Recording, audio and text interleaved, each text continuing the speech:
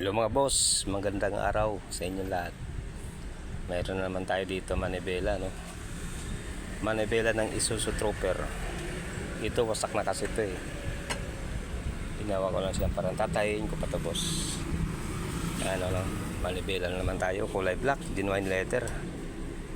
Genuine leather. Siguro mga matagal-tagal ito. Pero ito mga boss, mga master, hindi ko na nakalimutan ko picturean yung dati niya kasi basag na ito eh. Yung dito niya basag na talaga to. Tapos umiikot-ikot na to. Nabiyak ko to dito sa gitna. Yan mga boss oh. Yan, naka-prepared na yan. Tatayin lang yan ano. Bali dalawang karayan pa rin ginagamit natin. Tsaka nylon cord. Nylon na ano. Sinulid ano. So antabayan na lang ninyo boss yung update nito. Tingnan natin kung anong resulta nito. I-update ko na lang kayo boss.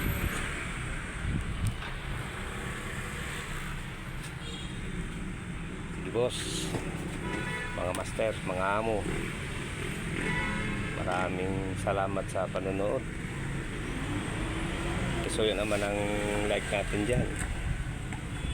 Tsaka paki-hit na lang ng ating bell dyan para kung mayroon tayong mga bagong update ng mga gawa, notify po kayo na. Sige boss, maraming salamat. Hanggang dito na lang yung video natin.